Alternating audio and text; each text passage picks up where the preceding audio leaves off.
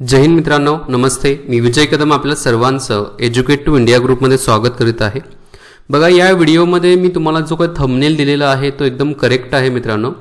तुम्ही जर व्हिडिओज बघितले असतील, म्हणजे मी ज्या 547 ते 550च्या आसपास व्हिडिओज बनवलेले आहेत आजपर्यंत एका वर्षामध्ये, 1-1.5 वर्षामध्ये, तर या 1-1.5 वर्षामध्ये बनवलेल्या व्हिडिओमधील 29+1 म्हणजे टोटल 30 प्रश्न आलेले होते डायरेक्टली इनडायरेक्टली या व्हिडिओजमधून यूपीएससीच्या पूर्वपरीक्षेला. आत्ता जी यूपीएससीची जी पूर्वपरीक्षा झाली 4 ऑक्टोबरला, याच्यामध्ये एकूण 30 प्रश्न आलेले होते. डायरेक्टली प्रश्नांचा विचार केला तर डायरेक्टली प्रश्न 23 आलेले होते. डिपेंडंट म्हणजे इनडायरेक्टली आपण त्याला सोडवू शकत होतो. व्हिडिओ जर तुम्ही बघितले असतील करंट अफेअरच्या वगैरे, असे टोटल इनडायरेक्टली घेतले तर टोटल 30 प्रश्न आलेले होते. आता हे मी काही असंच बोलत नाहीये, याचे पुरावा पण मी देईलच तुम्हाला क्वेश्चन बरोबर. आता इथं मी कोणते कोणते क्वेश्चन आले होते ते सांगेलच. आता याच्यामध्ये पॉलिटी जो विषय होता, राज्यशास्त्र या विषयामधील 16 प्रश्न होते यूपीएससीच्या पूर्वपरीक्षेला. 16 पैकी 14 प्रश्न जे होते व्हिडिओ ज्यांनी बघितलेले असतील ते नक्कीच सोडवू शकत होते. त्यामुळे पॉलिटी पूर्णपणे इथं जो होता या व्हिडिओच्या आधारावरतीच तयार केलेला होता असं मला वाटतं. ठीक आहे. त्यामुळे कारण मी असं का म्हणत आहे, कारण पॉलिटीमधील प्रत्येक मुद्दा मी अजिबात सोडलेला नाहीये, व्यवस्थित शिकवण्याचा प्रयत्न केलेला आहे. सो चला आपण बघूया तुम्हाला जे काही मी सांगितलं ते खरं आहे का खोटं आहे ते. आता पहिला मुद्दा जो आहे, पहिला प्रश्न जो आहे इथं दिलेला आहे बघा, एक मी लिहिली तर पहिला प्रश्न, Rajya Sabha has equal power with Lok Sabha. मी राज्यसभा पण सांगितलेली आहे, लोकसभा पण सांगितलेली आहे. राज्यसभा आणि लोकसभेमध्ये काय फरक आहे तो पण मी सांगितलेला आहे. लोकसभेला एक विशेष अधिकार देण्यात आलेला आहे. आपण म्हणू कशा कशा बाबतीमध्ये विशेष अधिकार देण्यात आलेला होता, तर धनविधेयकाच्या बाबतीमध्ये असेल. त्याचबरोबर सरकार जर बरखास्त करायचं असेल तर त्याचं विधेयक प्रथम लोकसभेमध्ये मांडता येईल, ते लोकसभेचे विशेष अधिकार आहे. पण राज्यसभेला पण काही विशेष अधिकार होते की जसं ऑल इंडिया सर्व्हिस जी आहे, या ऑल इंडिया सर्व्हिसच्या बाबतीमध्ये प्रथम बिल जे आहे ते राज्यसभेमध्ये मांडलं जातं. म्हणजे हे बेसिक मी तुम्हाला त्या व्हिडिओजमध्ये, इथं ज्या व्हिडिओज आहेत ना बघा, तुम्ही एज्युकेट टू इंडिया ग्रुपच्या यूट्यूब चॅनलमध्ये गेल्यानंतर इथं बघा तुम्हाला प्लेलिस्ट भेटेल. या प्लेलिस्टमध्ये गेल्यानंतर तुम्हाला अर्थशास्त्र, त्याच्यानंतर इथं बघा अर्थशास्त्राचे व्हिडिओ तुम्हाला भेटतील, इथं पॉलिटीच्या व्हिडिओ भेटतील, एक टॉप करंट अफेअरचे 4 व्हिडिओज घेतलेले. या व्हिडिओ बघून जावा, राज्यसेवेसाठी खूप महत्त्वाचे आहेत, या व्हिडिओज बघून जावा. त्याचबरोबर चालू घडामोडीच्या व्हिडिओज घेतलेले आहेत, 112च्या आसपास आहेत. हे सर्व व्हिडिओज आहेत, याच्यामधूनच 30+ क्वेश्चन आलेले होते. आता या ज्या प्रश्नाचं उत्तर आहे, या प्रश्नाचं उत्तर तुम्हाला कुठं भेटलं असतं, तर इथं तुम्ही घटना म्हणजे राज्यघटना या विजय कदम पॉलिटी याच्यामध्ये गेला असताना तुम्ही जर या व्हिडिओज बघितलेल्या असतील, त्याच्या शॉर्ट नोट जरी बनवले असतील तर याचं तुम्ही उत्तर देऊ शकता. काय आहे उत्तर बघा, याचं उत्तर आहे अमेंडमेंट द कॉन्स्टिट्यूशन. म्हणजेच घटनादुरुस्ती जी आहे, या घटनादुरुस्तीच्या बाबतीमध्ये राज्यसभेला आणि त्याचबरोबर लोकसभेला काय तर समान हक्क आहेत, समान पॉवर आहेत, इक्वल पॉवर आहेत. सिंपल आहे, एकदम व्यवस्थित तुम्ही समजून घेऊ शकता. आता इथं बघा, the matter of the creating knew all India service, हा विशेष अधिकार आहे राज्यसभेचा. समान अधिकार आहे का लोकसभेचा? राज्यसभेचा नाहीये. त्याचबरोबर सरकारला बरखास्त करायचा आहे, हा लोकसभेचा विशेष अधिकार आहे. आणि कट मोशन जी आहे हा पण लोकसभेचाच विशेष अधिकार आहे. म्हणजे इथं प्रश्नाचं उत्तर काय येत आहे तर घटना दुरुस्ती, अमेंडमेंट द कॉन्स्टिट्यूशन, हे उत्तर बरोबर आहे. व्हिडिओ बघितले असेल तर व्यवस्थित तुम्ही बरोबर करूनच येणार आहे. नेक्स्ट जो दुसरा प्रश्न मी म्हणेल इथं आलेला होता प्रश्नपत्रिकेमध्ये. आता ही ए सिरीज घेतलेली आहे बघा, यूपीएससीच्या प्रश्नपत्रिकेमधील ए सिरीज जी आहे ना ती मी घेतलेली आहे. इथे विचारात, which one of the following categories of the fundamental rights, fundamental rights म्हणजे काय, मूलभूत हक्क, इनकॉर्पोरेट प्रोटेक्शन अगेन्स्ट अनटचेबिलिटी, अस्पृश्यतेच्या बाबतीमध्ये फंडामेंटल राईट जो आहे तो खालीलपैकी कशामध्ये येत आहे. बघा, मी प्रत्येक वेळेला सांगत होतो 12 पासून 35 पर्यंत मूलभूत हक्क आहेत. याच्यामधल्या 12 मध्ये काय दिलेले आहे तर व्याख्या दिलेली आहे राज्याची. 13 मध्ये काय दिलेलं आहे तर फंडामेंटल राईट्स म्हणजे मूलभूत हक्कांचं उल्लंघन झालं तर काय केलं जाईल तर कायदेशीर कारवाई केली जाते, किंवा जे काही घटनेमध्ये प्रोव्हिजन्स दिलेले आहेत त्या आधारावरती मूलभूत हक्कांचं उल्लंघन करणारा कायदा काय असतो तो 0 असतो, मी सांगितलेला आहे. 14 पासून 18 पर्यंतची जी कलम आहे ते समानतेच्या हक्का संबंधात आहे. आता 14 पासून 18 पर्यंत घेतली, तुम्हाला अनटचेबिलिटीच्या बाबतीमध्ये माहिती पाहिजे 17 कलम आहे, म्हणजेच अस्पृश्यता नष्ट करणे कलम 17 आहे. आणि समानतेचा हक्क, मग उत्तर काय आहे बघा इथं, राईट टू इक्वलिटी, समानतेचा हक्क आहे ना, राईट टू इक्वलिटी जे आहे कलम 14 पासून 18 पर्यंत आहे. त्याचबरोबर राईट टू कॉन्स्टिट्युशनल रेमेडीज म्हणजे कलम 32 आहे. याच्यामध्ये तुमच्या मूलभूत हक्कांचं संरक्षण सर्वोच्च न्यायालयाच्या मार्फत केले जाते. राईट टू फ्रीडम जे आहे कलम 19 पासून 22 पर्यंत आहे आणि right to exploitation, right against exploitation जे आहे 23 आणि 24 कलम आहे. हे जर तुम्ही व्हिडिओज व्यवस्थित बघितले असतील, याचा अर्थ समजून घेतला असेल तर हे पण उत्तर तुमचं अजिबात चुकणार नाही. नेक्स्ट पाचवा म्हणजे प्रश्नपत्रिकेमधील 5वा प्रश्न आणि आपण घेतोय तो 3रा प्रश्न जो आहे याच्यामध्ये काय सांगितले बघा. In India separation of judiciary from the executive is enjoyed by the, म्हणजे भारतामध्ये न्याय व्यवस्था कार्यकारी व्यवस्था, एक्झिक्युटिव्ह म्हणजे कार्यकारी व्यवस्था, ज्युडिशियरी म्हणजे न्याय व्यवस्था, कार्यकारी व्यवस्थेपासून वेगळी आहे. मी याच्यामध्ये बघा ज्यावेळी तुम्हाला directive principle of state policy शिकवलं, म्हणजे राज्य धोरणाची मार्गदर्शक तत्वे जे शिकवलेली आहेत, म्हणून तर म्हणतो ना तुम्ही इथं गेला या व्हिडिओच्या लेक्चर सिरीजमध्ये गेला आणि तुम्ही इथं राज्य धोरणाची मार्गदर्शक तत्वे बघितली तर या प्रश्नाचं उत्तर तुम्ही अजिबात चुकणार नाही. कारण इथं विचारलेलं काय आहे, न्याय व्यवस्था कार्यकारी व्यवस्थेपासून वेगळी आहे असं कुठे म्हटलेलं आहे. एक म्हणजे याचं कलम आपल्याला माहिती आहे 50 मध्ये याचा उल्लेख केलेला आहे. हा मार्गदर्शक तत्वामध्ये directive principle of state policy, straightforward question आहे. याचं उत्तर तुम्हाला बरोबर करता येणारच जर तुम्ही व्हिडिओ बघितली असेल तर. आणि मी जसं हे UPSCच्या ओरिएंटेड सांगत आहे तसं राज्यसेवेसाठी पण याच्यातून प्रश्न येणारच आणि त्याचबरोबर कंबाईनला पण याच्यामध्ये प्रश्न येणार. त्यामुळे व्हिडिओ अजिबात सोडू नका. इथं दिलेल्या सर्वच्या सर्व व्हिडिओ जे आहेत प्लेलिस्टमध्ये जावा आणि सगळ्यांनी सर्वच्या सर्व व्हिडिओज बघून त्याच्या मायक्रो नोट्स जरी काढल्या. आता राज्यसेवेसाठी तर शक्य नाहीये. राज्यसेवेसाठी तुम्हाला एक ऑप्शन आहे की या व्हिडिओ जे आहे 2x स्पीड लावायचं युट्यूबचं स्पीड असतं बघा कोपऱ्यामध्ये, इथं असं कोपऱ्यामध्ये तुम्ही क्लिक मारलं तर स्पीड येतं, तिथून 2x स्पीड लावायचं आणि पटपट व्हिडिओ बघून टाकायचं. काय 5-10 मिनिटाच्या अशा व्हिडिओ आहेत. एका दिवसामध्ये तुमचा पॉलिटी आणि इकॉनॉमिक्स पूर्णपणे रिवाइज होऊ शकतो. ठीक आहे, आपण आपल्या मुद्द्यावरती येऊ. नेक्स्ट बघा प्रश्न काय 6 नंबरचा प्रश्न जो आहे व्हिडिओ याच्यामधला प्रश्नपत्रिकेमधला, along with budget the finance minister also places other documents before the parliament which include the macroeconomic framework statement. The aforesaid document is presented because of this mandated by. आता हे सगळं जे बोललेलं आहे हे कशा संदर्भात, इकॉनॉमिक सर्वेच्या बाबतीमध्ये सांगितलेलं आहे. आता इकॉनॉमिक सर्वेचा उल्लेख तर घटनेमध्ये कुठं केलेलाच नाहीये. मग इथं घटनेच्या बाबतीमध्ये कलम 112 आहे, घटनेमध्ये उल्लेख आहे का या इकॉनॉमिक सर्वे? नाही. मग हे पण ऑप्शन चुकीचं आहे, हा पण चुकीचा आहे. मी बघा तुम्हाला इथं अर्थशास्त्राचे लेक्चर्स शिकवले, म्हणजे अर्थशास्त्र जो शिकवलेला आहे याच्यामध्ये मी बजेटवरती बोललेलं आहे. बजेटवरती एक लेक्चर घेतलेलं, 1-2 लेक्चर्स असतील बघा बजेटवरती डिटेलमध्ये. तर त्याच्यामध्ये मी सांगितलेलं आहे बघा, जे इकॉनॉमिक सर्वे जो असतो आदल्या दिवशी मानला जातो आणि हा इकॉनॉमिक सर्वे जो आहे हा प्रोव्हिजन ऑफ FRBM मी म्हटलेलं बघा, FRBM ऍक्ट 2003 असा उल्लेख केलेला आहे मी. तर याच्या अंतर्गत काय केला जातो, तर हा बजेटचा डॉक्युमेंट जो इकॉनॉमिक सर्वेचा तयार केला जातो याला मॅक्रो इकॉनॉमिक फ्रेमवर्क स्टेटमेंट असं म्हटलं जातं. हां, आता इथे तुम्हाला हे जे शब्द मोठे मोठे वापरले जातात तुम्ही हिंदीमध्ये पण वाचू शकता आणि इंग्लिशमध्ये पण वाचू शकता. थोडं इंग्लिशमध्ये तुम्हाला सुटेबल वाटू शकतं.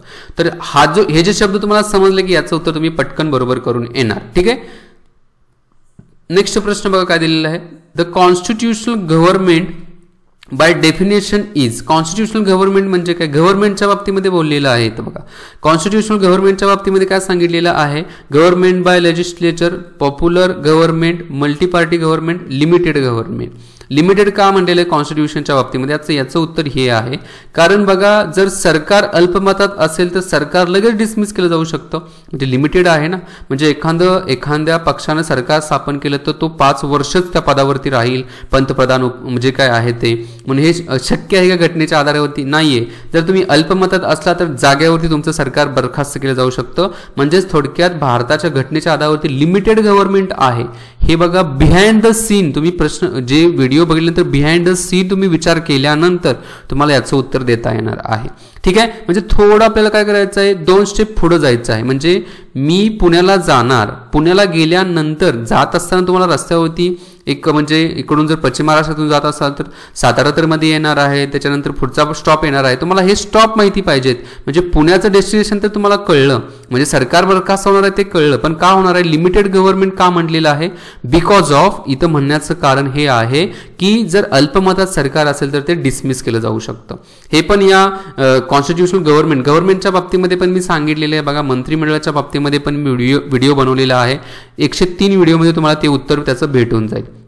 नेक्स्ट बघा, 8वा प्रश्न जो आहे प्रश्नपत्रिकेमधला, other than fundamental rights, fundamental rights व्यतिरिक्त बघा, which of the following parts of the constitution of India reflects the principles and provisions of universal declaration of human rights, म्हणजे मानवी हक्काच्या संदर्भात फंडामेंटल राईट, मूलभूत हक्काबरोबर आणखी कुठे उल्लेख केलेला आहे, सगळ्यामध्ये केलेला आहे. तुम्ही जर प्रिएम्बल म्हणजे उद्देशपत्रिका बघितली, म्हणून तर मी बोलताना बघा व्हिडिओज बनवले होते ना, त्याच्यामध्ये थोडे इंग्लिश शब्द मी बोललेलो आहे, कारण त्याचा फायदा UPSCचा प्रश्नपत्रिका सोडणाऱ्या विद्यार्थ्यांना होणार आहे. उद्देशपत्रिकेमध्ये आहे का, नाही, स्वातंत्र्य, समता, बंधुता आहे, त्याचबरोबर विचार स्वातंत्र्य वगैरे आहे, या सगळ्यांचा उल्लेख केलेला. हे कशा काय आहे हो, हे सर्व आहे ते ह्युमन राईट्स आहेत, मानवी हक्क आहेत, म्हणजे प्रिएम्बलमध्ये तर मानवी हक्काचा उल्लेख आहे.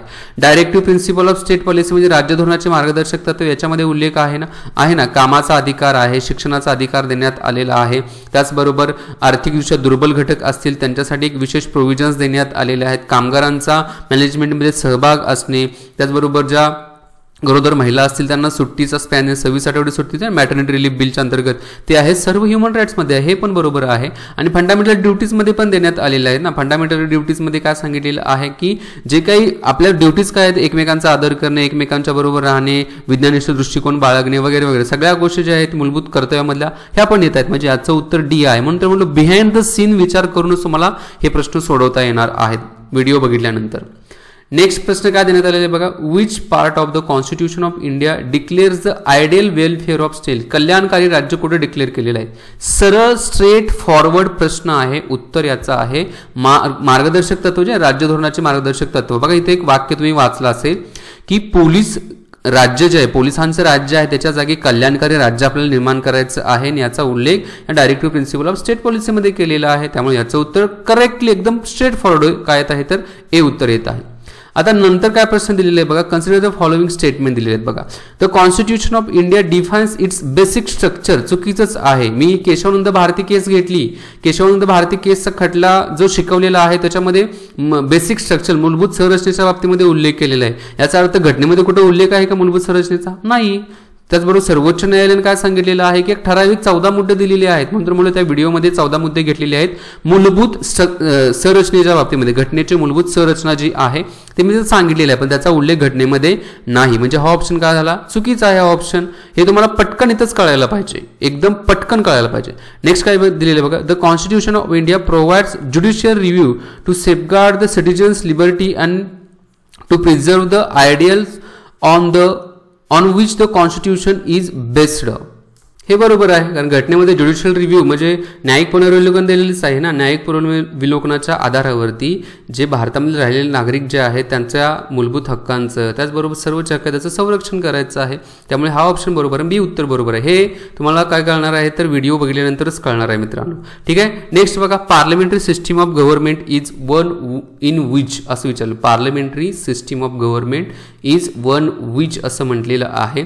तर याच्यामध्ये मी बघा एक सांगितलं होतं, मंत्री जो असतो तो राष्ट्रपतीला जबाबदार असतो, प्रेसिडेंटला जबाबदार असतो. मंत्रिमंडळ जे आहे जे काही ते कोणाला जबाबदार असतं तर संसदेला जबाबदार असतं. आता जे संसदेला जबाबदार असतं म्हणजेच ते कोणाला जबाबदार असतं, लोकसभेला जबाबदार असतं. आता हे जर लोकसभेला जबाबदार असेल तर ऑप्शनमध्ये काय दिलं बघा, all political parties in the parliament are represented in a government. कसं सगळ्या पॉलिटिकल पार्टीज गव्हर्नमेंटमध्ये रिप्रेझेंट करतील, हा ऑप्शन चुकीचा आहे. The government is responsible to the parliament and can be remove by it. आता गव्हर्नमेंट काय आहे तर पार्लमेंटला रिस्पॉन्सिबल आहे, ठीक आहे, आणि ते बरोबर कधीही काढलं जाऊ शकतं, ठीक आहे. हा ऑप्शन आपल्याला काय वाटतं, बरोबर वाटते. पुढचा आपण बघू ना आणखी. The government is elected by people and can be remove bye them. लोक कसे काढू शकतात, त्यांना इलेक्ट करू शकतात, पण काढण्याची प्रोसेस जी आहे ते पार्लमेंटमध्ये चालणार आहे. लोकांच्या मार्फत प्रत्यक्ष पद्धतीने घेतलं जातं का, नाही, अप्रत्यक्ष पद्धतीनेच घेतलं जातं. म्हणजे थोडक्यात त्याचं उत्तर आपल्याला बी भेटतं इथं. काय बघा, गव्हर्नमेंट इज रिस्पॉन्सिबल. गव्हर्नमेंट म्हणजे कोण, मंत्रिमंडळ. मंत्रिमंडळ कोणाला रिस्पॉन्सिबल असतं, मी म्हणलो संसदेला असतं. नाही तर काय दिलेलं आहे, पार्लमेंट. पार्लमेंटला तरी जबाबदार आहेच ना, म्हणजे याचं उत्तर काय आलं, बी आलं. असं लॉजिक डेव्हलप करून तुम्हाला हे असले प्रश्न सोडावे लागणार आहेत. नेक्स्ट बघा काय दिलेलं आहे, नेक्स्ट प्रश्न जो आहे तो, in the contest of India which one of the following is a characteristics appropriates for bureaucracy. ब्युरोक्रेसीच्या बाबतीमध्ये म्हणजे आता जे प्रशासन आहे, मग बघा सरकार आणि प्रशासन. मी बघा पॉलिटीमध्ये हे शिकवत होतो, कलम 323A आणि 323B शिकवलं. त्यावेळेला प्रशासकीय अधिकारी म्हटलेलं आहे, म्हणजे IAS IPS जे प्रशासकीय अधिकारी IAS आहेत, हे प्रशासकीय अधिकारी प्रशासन चालवतात. आता हे प्रशासन चालवत असताना कसं चालवलं जातं, म्हणजे सरकारच्या मार्फत धोरणं तयार केली जातं आणि या धोरणाला इम्प्लिमेंट कोणाच्या मार्फत केलं जातं, ते प्रशासनाच्या मार्फत लागू केलं जातं. उदाहरणार्थ एखादं धोरण आहे की आता बघा हे आपण घेऊ की आयुष्यमान भारत योजना असेल. मग आयुष्यमान भारत योजना एक धोरणच तयार केलं होतं, पॉलिसी तयार केलेली होती, ते आता प्रशासन लागू करतं ना जिल्ह्याच्या ठिकाणी. म्हणजे प्रशासन काय आहे, तर ब्युरोक्रेसी काय आहे, an agency for implementation of public policy. सार्वजनिक धोरणं लागू करणारी ही एक एजन्सी आहे, ब्युरोक्रेसी त्याला आपण म्हणतो आणि त्यालाच आपण प्रशासन पण म्हणतो. सिंपल आहे, स्ट्रेट फॉरवर्ड उत्तर. याचं उत्तर तुम्हाला मी म्हणलो की व्हिडिओजमध्ये पण भेटणार आहे. Next, preamble to be the constitution of India. Preamble घटनेचा भाग आहे का? नक्कीच आहे. याच्यामध्ये आपण वेगवेगळ्या केसेस पण बघितलेल्या होत्या, त्या केसेसमध्ये पण आपण समजून घेतलेल्या. मिनवा मिल्स वगैरे केस 1980 वगैरे याच्यामध्ये पण आपण थोडी माहिती घेतली होती. त्याचबरोबर बऱ्याच केसेसमध्ये मग घटनेचा भाग आहे का? भाग आहे ना. मग इथं काय दिलेलं आहे, a part of the constitution and has the same legal effects of any parts. प्रत्येक इतर पार्ट सारखाच काय तर याचा इफेक्ट्स आहे. याच्यामध्ये घटनादुरुस्ती झालेली आहे ना, झालेली ना. 42वी घटनादुरुस्ती झाली होती. समाजवादी, धर्मनिरपेक्ष हे शब्द याच्यामध्ये काय करणार, एकता, एकात्मता हे शब्द समाविष्ट केलेले आहे. म्हणजे इक्वल राईट्स पण आहेत त्याच्यामध्ये ज्या या उद्देश पत्रिकेच्या बाबतीमध्ये. म्हणजे हा पण मुद्दा तुम्हाला माहिती असला पाहिजे. ठीक आहे. नेक्स्ट बघा काय मुद्दा दिलेला आहे. नेक्स्ट प्रश्न, with reference to the provision contains in the part 4 of the constitution of India which of the following statement is are correct. भाग 4 मध्ये, भाग 4 कशाचा आहे, मार्गदर्शक तत्वांचा, म्हणजे directive principle of state policy, DPSP असं म्हटलं जातं. बघा खूप जोर दिलेला आहे बघा मार्गदर्शक तत्वामध्ये. They shall be enforced by the court, enforceable by the court नाहीये. मार्गदर्शक तत्वांना कुठं न्यायालयाच्या मार्फत संरक्षण केलं जातं. जसं तुमच्या मूलभूत हक्कांचं उल्लंघन झालं तर तुम्ही न्यायालयामध्ये जाऊन दाद मागू शकता. जसं मार्गदर्शक तत्वांचं आहे का? नाही. म्हणजे इथे ए ऑप्शन काय चुकीचा आहे. ए जर चुकीचा आला, हा पण ऑप्शन केला तुमचा, हा पण. आता याच्यामध्ये काय तर 2 इथं पण आहे, इथं पण आहे, म्हणजे 2 बरोबरच असणार. डायरेक्टली 3 वरती जा, इथं 2 तर बरोबरच असणार आहे, कारण दोन्हीमध्ये उत्तर आहे ना ते. The principles leads down in this part are to influence the making of the laws by state. बरोबर आहे ना. आपण कलम 37 बघितलं. कलम 37 मध्ये याचा उल्लेख केला. जरी मार्गदर्शक तत्व न्यायप्रविष्ट नसली तरीही कायदा तयार करत असताना सरकारच्या मार्फत मार्गदर्शक तत्वांचा बेस पकडायचा असतो. मी कलम 37 शिकवत असताना हे मी एकदम व्यवस्थित सांगितलं आहे. त्याच्यामुळे याचं उत्तर काय आहे, डी हे याचं उत्तर काय बरोबर आहे. पुन्हा एकदा व्हिडिओच्या मार्फतच याचं तुम्ही उत्तर सोडवू शकता. नेक्स्ट काय प्रश्न देण्यात आलेले आहे बघा. The president of India can be someone sessions of the parliament at such a place as a he or she think fit. म्हणजे याला कुठं फिट वाटते त्या पद्धतीने घेऊ शकतं. बरोबर आहे, हा ऑप्शन बरोबर आहे. The constitution of India provides for 3 session. कुठं मेन्शन केले घटनेमध्ये की 3 ही घेतली पाहिजे, अधिवेशन घेतली पाहिजेत, नाही घेतली पाहिजे, असं कुठं मेन्शनच केलेलं नाही. म्हणजे हा ऑप्शनच डायरेक्टली चूक ठरला. मग 2 इथं पण चूक आहे, इथं पण 2 चूक आहे. ठीक आहे. म्हणजे हा ऑप्शन गेला, हा पण गेला. इथं 1 आहे, इथं 1 आहे, म्हणजे 1 तर आपल्याला बरोबर कळला. आता तिसरा बरोबर आहे का बघा. There is a no minimum number of days that the parliament is required to meet in year. असं कुठंच मेन्शन केलेलं नाहीये की मिनिमम एवढे दिवसच भेटायचे. त्यामुळे हा पण ऑप्शन काय झाला, बरोबर आहे. म्हणजे याचं उत्तर काय आहे, सी आहे. म्हणून तर म्हणलो व्यवस्थित व्हिडिओ ऐकल्यानंतर प्रॉपर त्याचं इम्प्लिमेंटेशन करता आलं पाहिजे. नेक्स्ट बघा. नेक्स्ट प्रश्न काय देण्यात आले बघा. Consider the following statements. According to the constitution of India, a person who is eligible to vote can be made a minister in a state for 6 months even if he or she is not member of legislature of that state. हा प्रश्नाचा हा जो option आहे तुम्हाला कळला पाहिजे बरं का.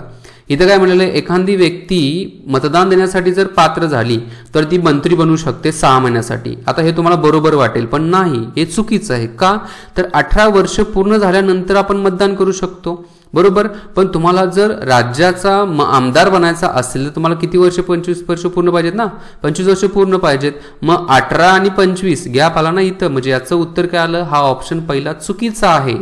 पहिला ऑप्शन चूक आहे. दुसरा ऑप्शन बघा. According to the representations of the people act, representative of people act 1951, person convicted of criminal offence and sentenced to the imprisonment for 5 years. हा ऑप्शन चुकीचा. इथं 5 years अजिबात नाहीये. इथं किती देण्यात आले तर 6 years आहे.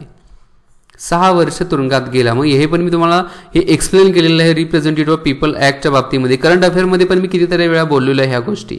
त्यामुळे हा पण ऑप्शन चुकीचा आहे. म्हणजे इतर डायरेक्टली आपलं उत्तर भेटलं की डी हे उत्तर याचं आहे, नायदर 1 नॉर 2. नेक्स्ट प्रश्न काय देण्यात आले बघा. Which of the following statements correctly explain the impact of industrial revolutions on India during the first half of the 19th century.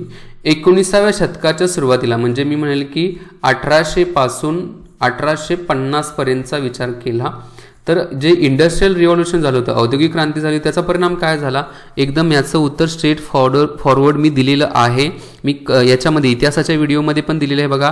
1857च्या उठावाची कारणं होती, त्याच्यामध्ये मी कारणामध्ये एक सांगितलेलं आहे की जे हस्तउद्योग करणारे होते, हँडीक्राफ्ट्स वगैरे होते, तर त्यांचं काय झालं होतं, पूर्णपणे बिझनेस लॉसमध्ये गेलेलं होतं. कारण मशीनच्या आधारावरती वस्तू तयार करून ब्रिटिशर्स भारतात आणून विकत होते. मग सगळ्यात जास्त तोटा कोणाचा झाला होता तर यांचा झाला होता. आणि त्यामुळे हे शेतीकडे वळले आणि शेतीकडे वळल्यानंतर शेतीचं काय झालं, फॅक्टरायझेशन, तुकडे तुकडे झाले होते. मी तिथं एक्सप्लेन केलेलं आहे. याचं उत्तर डायरेक्टली बघा आपल्याला इथं भेटत आहे की इंडियन हँडीक्राफ्ट्स वेअर रन्ड. पूर्णपणे त्यांचा नुकसान झालेलं होतं. त्यामुळे याचं उत्तर ए आहे. अशा पद्धतीनंच हा प्रश्न सोडवता येऊ शकतो. ठीक आहे. नेक्स्ट काय दिलंय बघा. Gandhi Irwin pact. Gandhi Irwin, गांधीजींच्यावरती मी 2 व्हिडिओ बनवले होते ना, म्हणलो ना गांधीवरती प्रश्न येणार, राज्यसेवेला पण गांधीजींच्यावरती प्रश्न येणारच आहे. आता गांधी आयर्विन पॅक्ट जो झाला होता 1931 मध्ये, या पॅक्ट्समध्ये 5 मार्च 1931ला हा पॅक्ट झालेला होता. आता याच्यामध्ये काय सांगितलं बघा. Invitation to the Congress to participate in a round table conference. बरोबर आहे. याच्यामध्ये झालं दुसऱ्या राऊंड टेबल कॉन्फरन्सलाच गांधीजी गेले होते ना लंडनला. त्यानंतर withdraw of ordinance promulgated in the concession with the civil disobedience movement. बरोबर आहे. हा पण ऑप्शन. गांधीजींनी बघा 1930 रोजी मिठाचा सत्याग्रहाच्या आधारावरती काय केलं होतं तर सिव्हिल डिसओबिडन्स मुवमेंट चालू केलेली होती. सत्याग्रह चालू केलेला होता 1930ला. तर तो सत्याग्रह मागे घेण्याचा पण करारामध्ये काय केलं, एक्सेप्ट करण्यात आलं होतं. Acceptance of the Gandhiji suggestion for the enquiry into police axes. काय असा काही प्रश्न, असा काही संबंध तिथं मेन्शन केलेला नाही बघा. त्यामुळे 3 चुकीचा, इथं पण चुकीचा, इथं पण चुकीचा. आपल्याला 1 आणि 2 कळलं. इथं बघा 1 आणि 2 आहे, म्हणजे चौथा पण ऑप्शन बरोबर. Release only those prisoners who are not charged with violence. बघा ह्याच्यावरती भगतसिंगांचा एक इनडायरेक्टली कनेक्शन दिलेलं आहे बघा.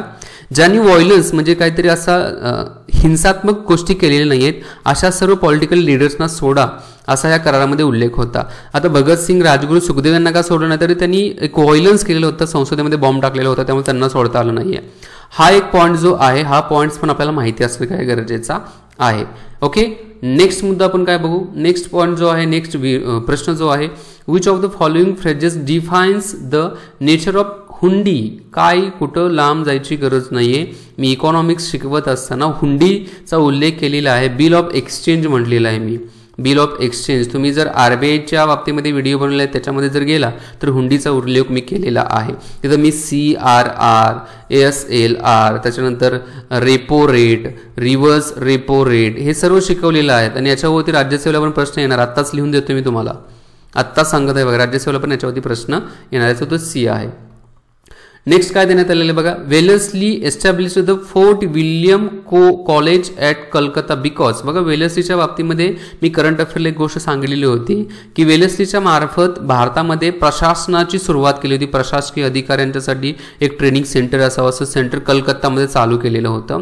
आता हे याचं उत्तर काय बघा. डायरेक्टली ॲडमिनिस्ट्रेटिव्ह पर्पजने हे चालू केलेलं होतं. कलकत्ता विल्यम फोर्ट कॉलेज आहे ना कलकत्ता ठिकाणी, ॲडमिनिस्ट्रेटिव्ह पर्पजने चालू केलं होतं. पण कोर्ट ऑफ डायरेक्टर जे होते यांच्या याला काय करण्यात आली होती तर परवानगी देण्यात आलेली नव्हती. हे पण मी थोडं बोललेलो आहे बघा करंटच्या व्हिडिओमध्ये कुठंतरी.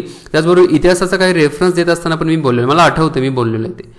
नेक्स्ट मुद्दा जो आहे, नेक्स्ट क्वेश्चन जो आहे, इंडिगो कल्टिव्हेशन. गांधीजींच्या बाबतीमध्येच मी बोललो होतो बघा. ह्याच्यामध्ये निळीच्या सत्याग्रहाच्या बाबतीमध्ये झाला होता.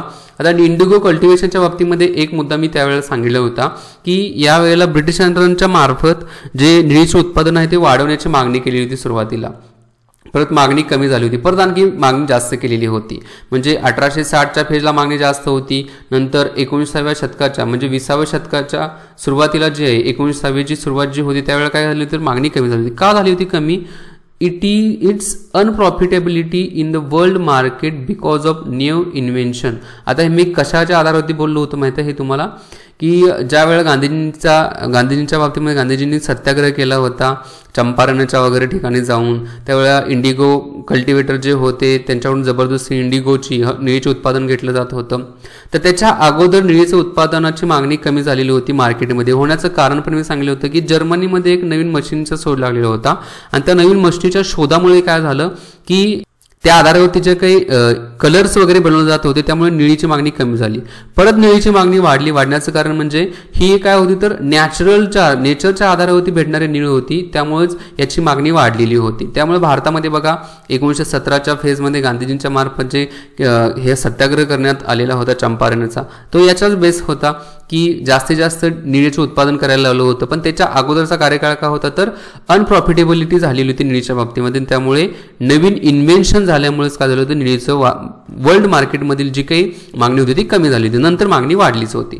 ठीक आहे, नेक्स्ट क्वेश्चन आपण बघू. नेक्स्ट काय देण्यात आलं, jet streams occurs in the northern hemisphere only. आता मी हे कुठं मेन्शन केलं आहे बघा, मी सायक्लॉनचा एक व्हिडिओ बनवला बघा. सायक्लॉन म्हणजे चक्रीवादळाचा एक व्हिडिओ बनवलेला आहे. चक्रीवादळ कसं तयार होतं मी सांगितलेलं आहे.